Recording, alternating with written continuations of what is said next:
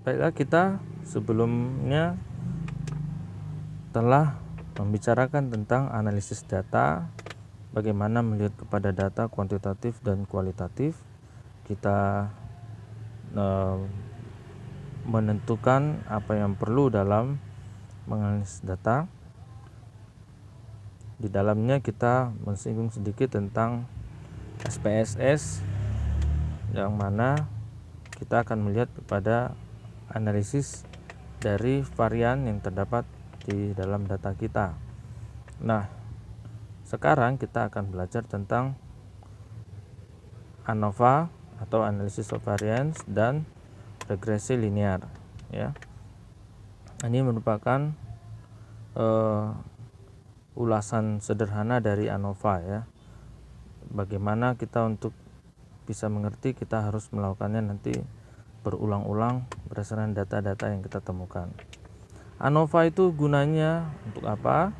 ANOVA itu gunanya untuk membandingkan rata-rata di antara dua atau lebih grup, ya. Membandingkan di antara lebih dari dua grup, lebih dari dua grup. Nah, hipotesa dari ANOVA satu arah. Kalau kita bicara hipotesa dari ANOVA satu arah, kita lihat lambangnya H0. Itu artinya bahwa seluruh populasi, rata-rata seluruh populasi itu adalah sebanding, ya. 1 sama dengan I2 sama dengan I3 sama dengan L sama dengan IC, ya. Yang dalam artian maka tidak ada efek dari perlakuan di dalamnya. Itu H0, ya. Itu keadaan awal, tidak ada efek apapun di dalamnya. Artinya tidak ada variasi dalam rata-rata di antara grup, ya, di dalam grup. Sedangkan H1 artinya adalah tidak seluruh dari populasi adalah sama. Tidak seluruh dari populasi adalah sama. Setidaknya satu populasi itu berbeda. Dalam artian ada efek dari perlakuan yang diberikan. Tapi itu tidak berarti seluruh populasi akan berbeda. Bisa saja ada beberapa kelompok yang sama, ya. Jadi kalau tadi H0 itu tidak ada efek dari perlakuan, jadi tidak ada variasi di antara kelompok, kelompok-kelompok. Sedangkan H1 itu hipotesa yang berarti tidak semua di dalam populasi itu adalah sama. Tidak semua dalam populasi itu adalah sama, artinya ada efek dari perlakuan.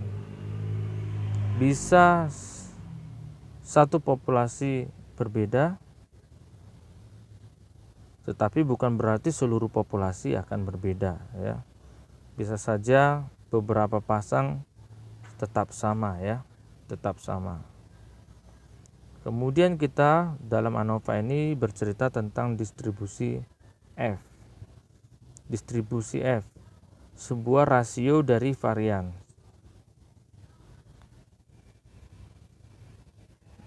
Mengikuti distribusi F, ya.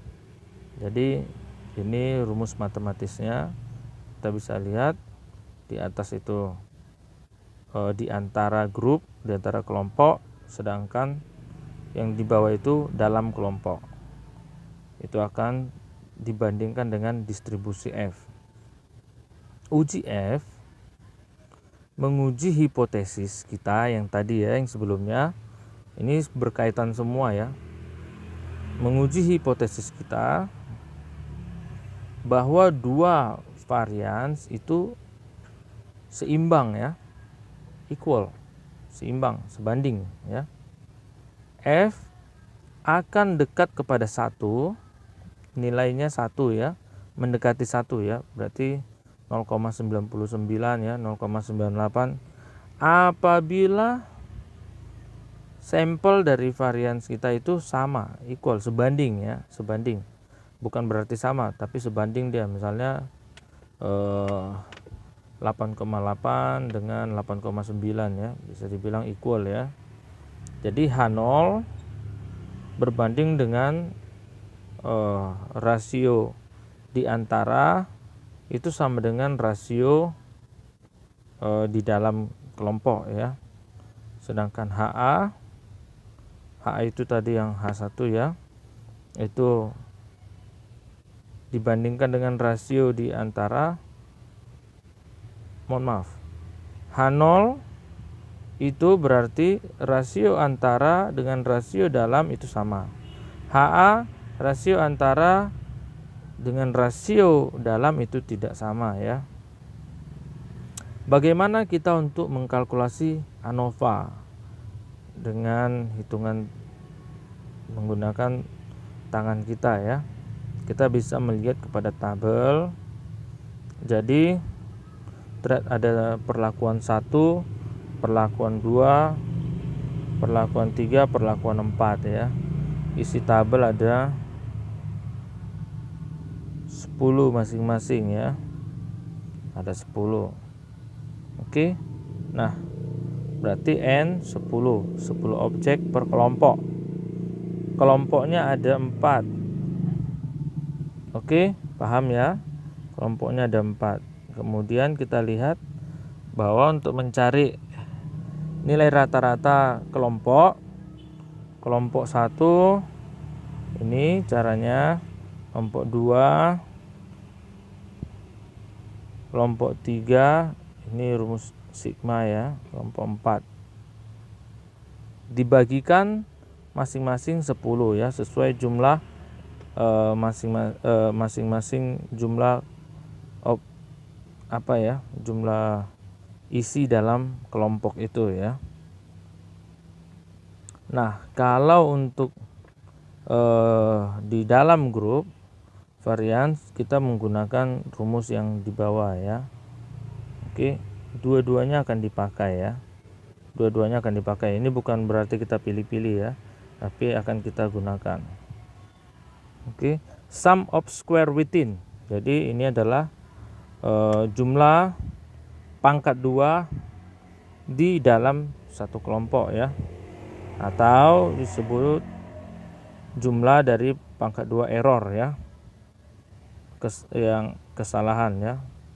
Kita bisa lihat tadi rumusnya ini sama, ini Y1I1J kurang Y1 titik itu dikuadratkan ya, dikuadratkan semua dibagi 10 kurang 1.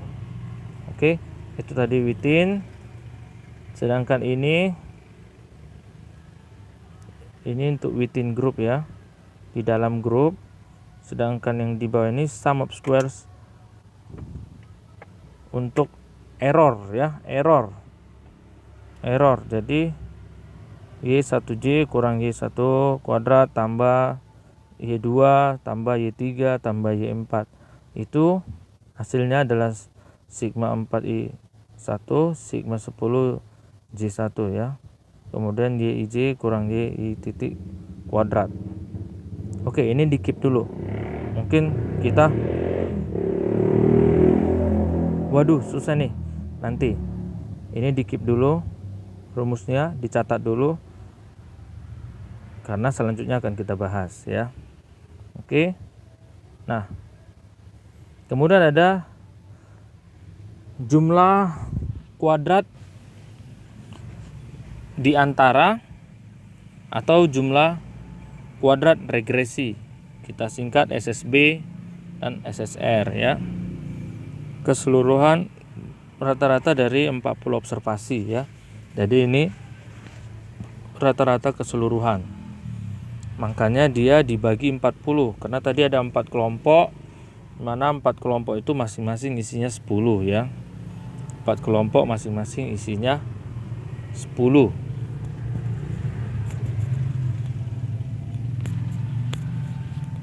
Oke.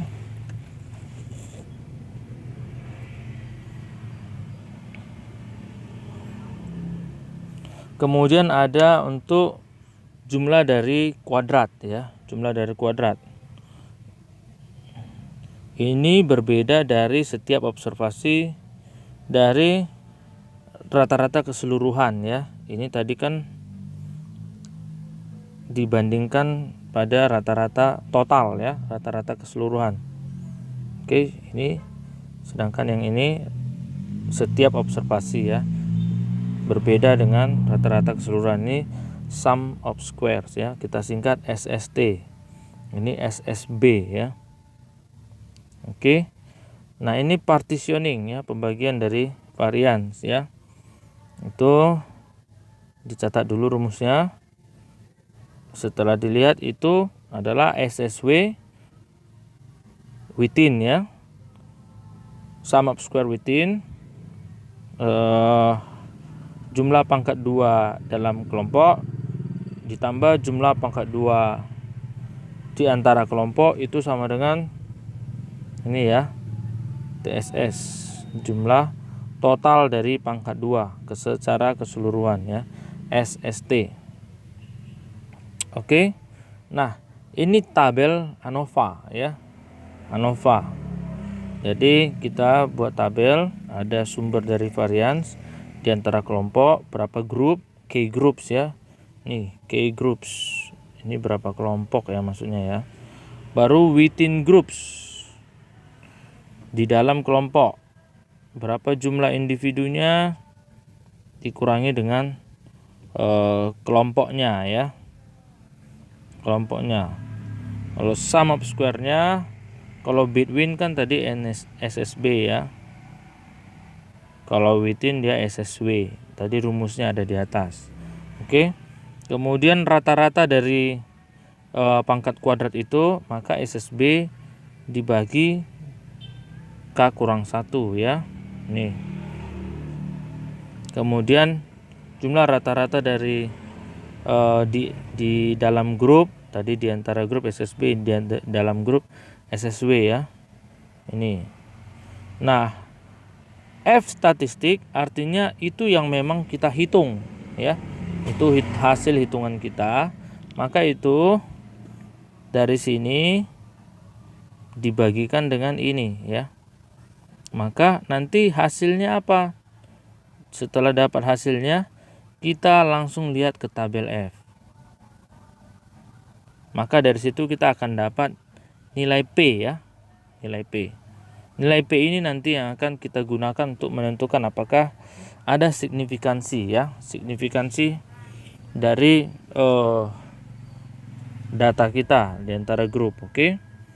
Nah, kalau total variasi itu NK kurang 1, ini dijumlahkan ya. Dikurangi ya, ini kurang ya. Dijumlahkan ya.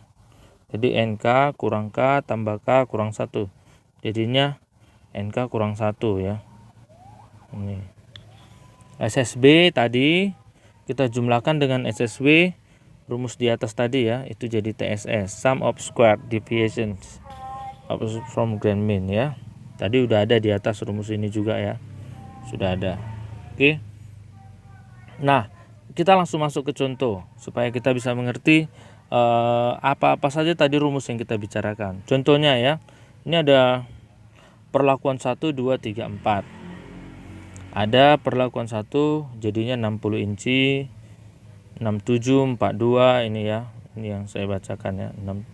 67 42 67 56 62 64 59. Dan kelompok juga demikian. Ada masing-masing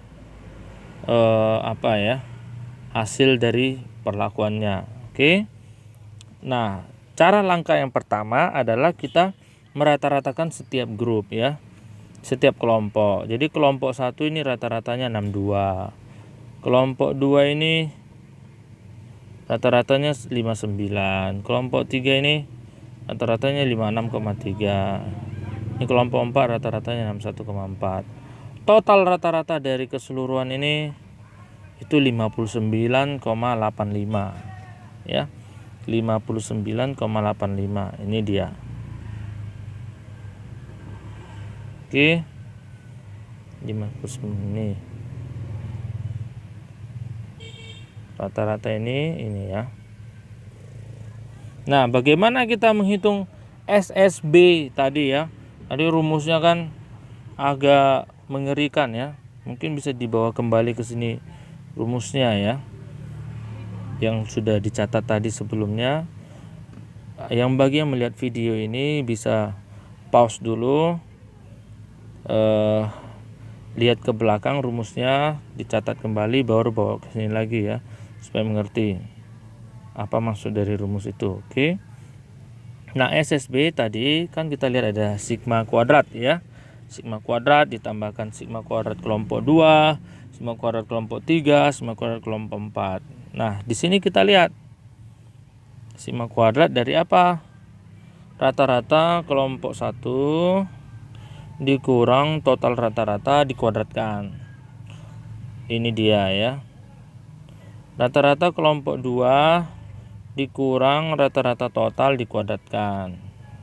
Rata-rata kelompok 3 ini ya, dengan rata-rata total dikuadratkan. Ini rata-rata kelompok 4 dengan total rata-rata dikuadratkan. Dikalikan N atau jumlah isi data dari setiap kelompok ya. Kalikan N. N-nya berarti kan 10. Maka kita akan dapat hasil dari kuadrat yang pertama ditambah kuadrat yang kedua, pengurangan kuadrat yang kedua, tambah 3 tambah 4 itu hasilnya 19,65 ya. Dikalikan jumlah N, ini jumlah N 10. 1, 2, 3, 4, 5, 6, 7, 8, 9, 10. Hasilnya didapatkan 196,5. Oke, itu SSB-nya ya. Itu SSB-nya. Kemudian kita kalkulasi jumlah dari pangkat 2 di dalam grupnya. Tadi di antara grup ya, SSB between, di antara grup, di antara kelompok. Ini sekarang dari masing-masing kelompoknya kita kuadratkan ya. Nah, ini tadi kan kelompok 1 62 rata-ratanya, kelompok 2 59, kelompok 3 56, kelompok 4 61,4. Nah, lihat ini. Yang kelompok satunya dimulai dari yang pertama ya, 60 dikurang rata-ratanya dikuadratkan. 67 kurang rata-ratanya dikuadratkan. 42 kuadratkan. Itu tambah semua ya, tambah. Dijumlahkan, jumlahkan sampai yang tambah 59.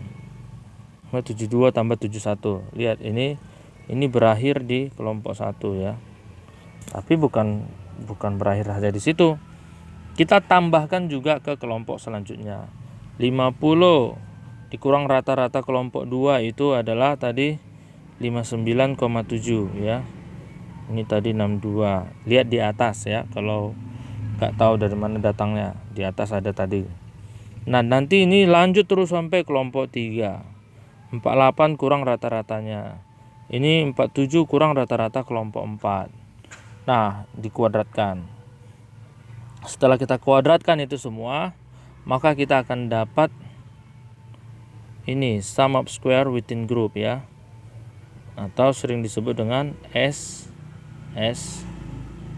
ya. SSW, sum of square within group. Oke. Nah, kemudian kita isikan ke dalam tabel ANOVA-nya. Yang tadi sebelumnya telah kita baca ya. Ini tabel ANOVA. Ini ya, ini tabel ANOVA yang ini tadi. Oke. Ini tadi sumber variasi di antara grup. Tadi kan katanya K kurang 1. K itu kelompoknya tadi ada 4, kurang 1 jadi 3 ya. Kemudian di dalam grup, berarti dalam grup tadi kan NK itu kan jumlah isi dalam kelompok dikalikan kelompoknya, berarti 40. Kemudian dikurang K, K-nya ada, kelompoknya ada 4, 40 kurang 4, 36 ya.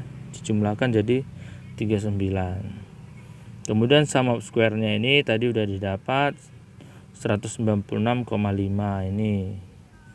Kemudian ini yang SSB tadi, yang SSW 2060,6 ini ya. 60,6. Kemudian kalau dijumlahkan jadi 2257,1. Baru rata-rata dari pangkat 2 atau kuadrat ya. Kalau dia di antara grup 65,5. Di dalam grup 57,2 ya. Itu rata-ratanya. Oke. Nah, kalau statistiknya yang ini bagi ini ya. Oke, kita lihat lagi ke atas ya, supaya paham. Ini rata-ratanya adalah dengan SSB dibagi ini. SSW dibagi ini ya. Hasilnya ini. Ini dibagi ini, hasilnya ini ya. Baru ini ke atas, ini ke bawah, dibagikan hasilnya. Itulah F hitung ya, F hitung. Jadi ini juga begitu ya. Ini dibagi ini, hasilnya ini 65,5. Boleh dicek ya. Ini bagi ini hasilnya ini ya, 57,2. Nah, F hitung kita ini dibagi ini, hasilnya 1,14. Kalau 1,14 ini kita lihat di dalam tabel F, maka kita akan dapat P value, nilai dari P 0,344 ya. 0,344. Ini kalau ini lihatnya di tabel ya, tabel F. Kita bisa download tabel F itu sekarang ya, nggak perlu copy-copy lagi, bisa di download tabel F. Oke.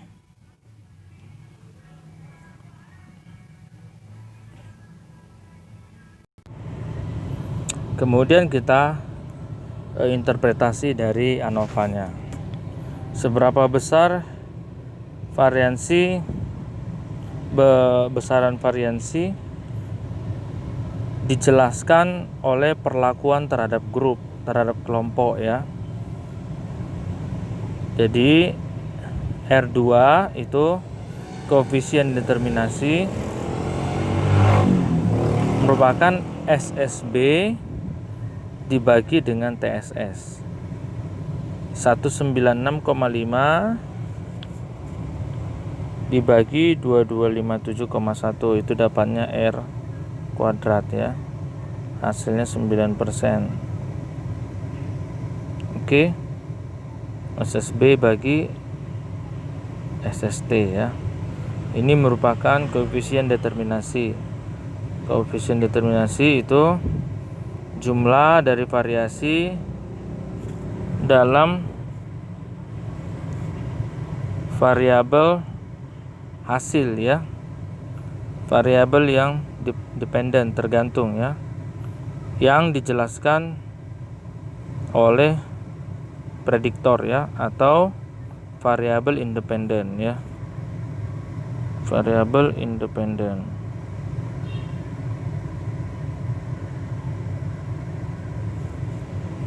Oke. Contoh, ini ada contoh dari ANOVA ya. Ini rata-rata mikronutrien ya yang didapatkan oleh siswa sekolah pada saat makan siang, oleh sekolah 1 S1, sekolah 2 S2, sekolah 3 S3 ya. Nah, kalau dilihat kalsiumnya dapat sekolah 1 117, sekolah 2 158, sekolah 3 206. Ini rata-rata ya. Standar deviasinya itu 62,4, 70,5, 86,2. Oke. Nah, itu didapatkan dari hasil penelitian Gold R, Russell J, and Barker MA ya. Nih, jadi kalau kita juga dalam laporan penelitian menyertakan tabel yang didapatkan oleh peneliti sebelum kita, maka kita harus dengan tepat menyertakan namanya dalam tabel kita ya. Oke.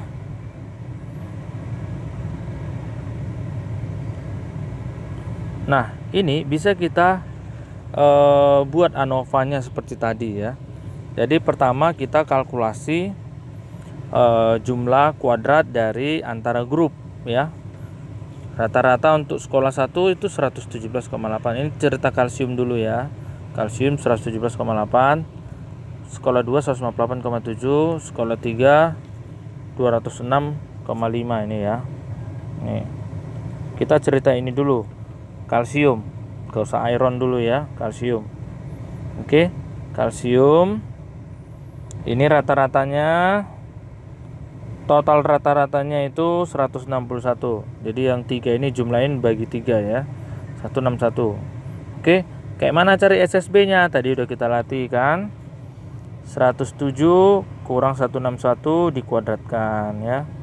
158 tambah 158,7 kurang 161 dikuadratkan.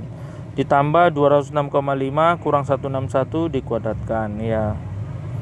Dikali masing-masing grup tadi katanya isinya ada 25 ya, 25 partisipan. Oke. 25 berarti kita kalikan hasil rata-rata ini dikalikan dengan 25. Hasilnya didapat 98,13. Itu adalah jumlah kuadrat di antara grup ya. Kemudian kita lihat bahwa ada dikasih standar deviasi. S1 62,4, S2 70,5, S3 86,2. Jadi di sini cara untuk mencari rata-rata jumlah rata-ratanya, jumlah rata-rata dalam grup itu hanya cukup kita 24 dikalikan standar deviasi S1 kuadrat, standar deviasi S2 kuadrat, standar deviasi S3 kuadrat. Nanti dapat dia 391,6 ya. Karena di standar deviasi itu sudah terhitung sum of squares within ya. Oke. Nah, kita buat lagi ANOVA tabel seperti tadi. Kelompok ada berapa? 3 dikurang 1 dapat 2. Oke. Satu kelompok ada berapa? 25. Dikalikan 3 kelompok 75. Dikurangi dengan jumlah kelompok 3. 75 kurang 3 72 ya. 72 tambah 2 jadi dapat 74.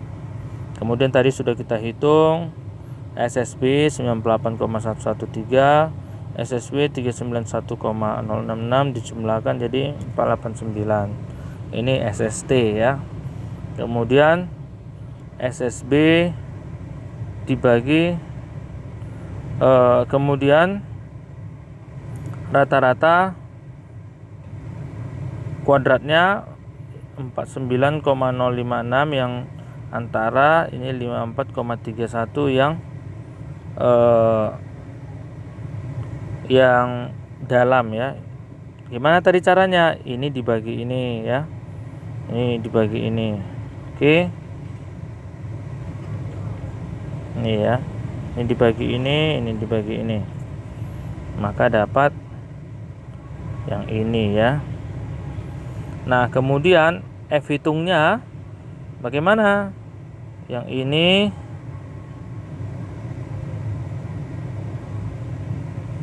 ini dibagikan dengan ini ya. Jadi ini di atas. Oke, sama dengan 9. Maka nilai P-nya dari F hitung ini kita bandingkan dengan F tabel, maka akan didapat nilai P lebih kecil dari 0,05 ya. R2-nya kita lihat, kita bagikan SSB bagi SST itu sama dengan 20%. Jadi dijelaskan 20% varian dalam asupan kalsium makan siang dari siswa ya. Jadi ada 20% varians ya. Ada 20% perbedaannya ya. Variansinya. Sering sekali kita bisa saja menguji lebih dari satu perlakuan. ANOVA dapat mengakomodasi lebih dari satu perlakuan atau faktor. Jadi selama mereka independen, sekali lagi partisi variasi itu sangat indah ya, bisa kita lihat dengan baik ya. Jadi SST sama dengan SSB1 tambah SSB2 tambah SSW. Oke.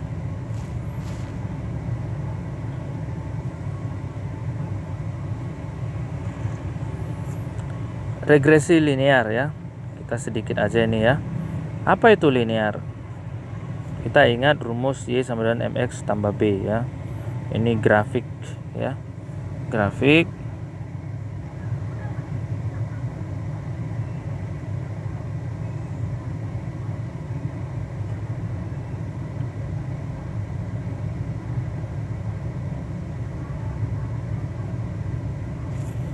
oke. Y ini garis ini Y ya. Y sama dengan MX ditambah B ya. Ini M-nya, ini X. Sorry, ini Y-nya salah ya. Ini Y-nya ya.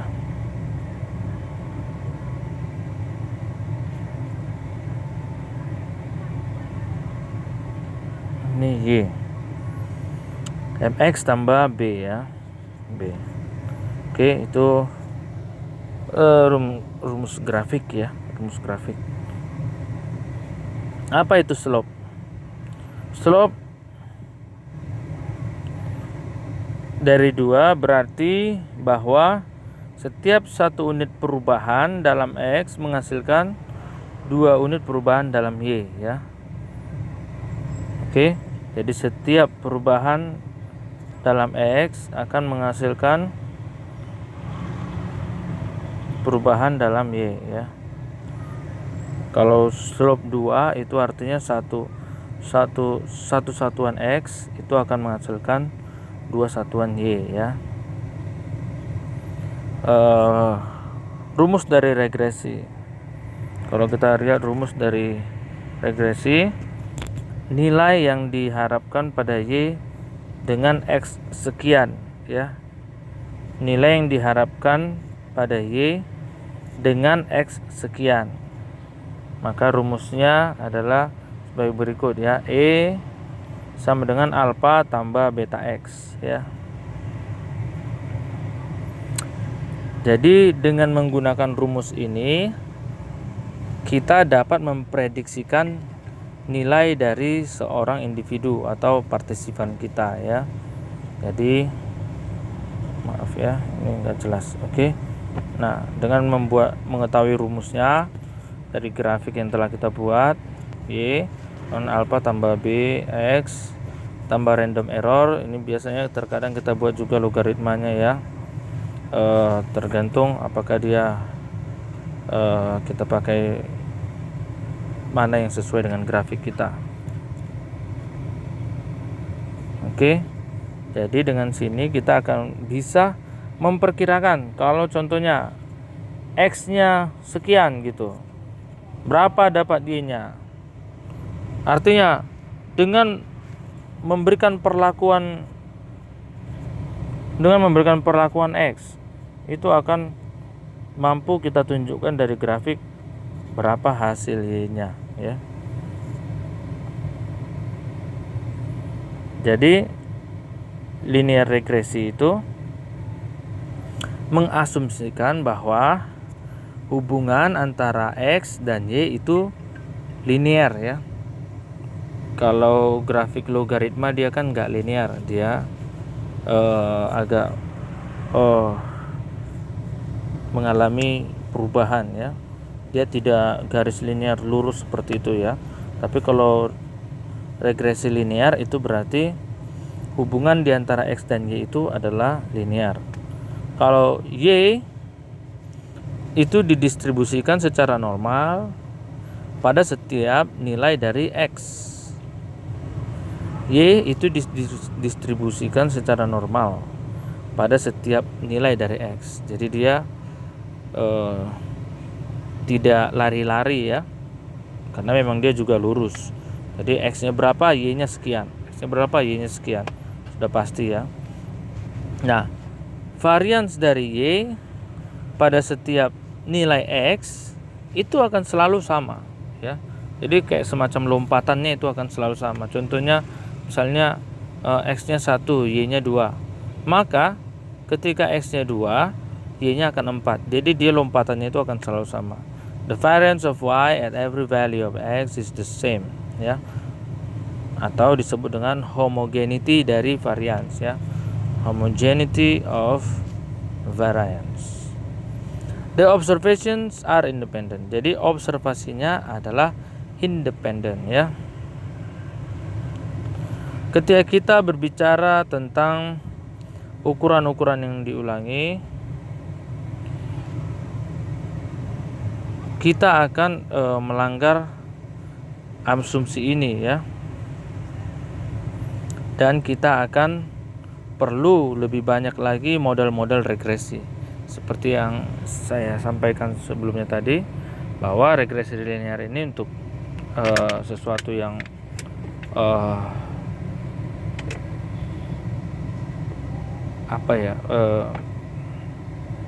yang sudah pasti, yang tetap ya. Tapi terkadang kalau kita sedang meneliti benda hidup, kita akan menjumpai rumus regresi yang tidak linear ya. Jadi kita tentunya akan memerlukan model-model regresi yang lain. Kita tidak bisa pakai regresi linear saja ya. Contohnya kinerja enzim ya, atau yang lainnya. Itu perlu model-model regresi yang lain ya. Standar error dari Y yang diberikan oleh X adalah rata-rata variabilitas di sekitar garis linear pada nilai berapapun dari X. Jadi dia diasumsikan equal ya, sebanding ya pada setiap nilai dari X. Jadi kalau standar errornya itu kecil ya, dia ke atasan ke bawah. Contohnya misalnya kita dapatnya agak melengkung sedikit seperti ini ya. Jadi dalam regresi linear itu bisa saja dianggap lurus ya. Jadi dia assumed to be equal at all value ya. Dia diasumsikan sama, sebanding pada setiap nilai dari X ya. Baiklah, demikian pelajaran kita untuk kali ini tentang analisis data menggunakan ANOVA. Semoga bisa membantu kita untuk memperdalam ilmu kita. Terima kasih, sampai jumpa kembali.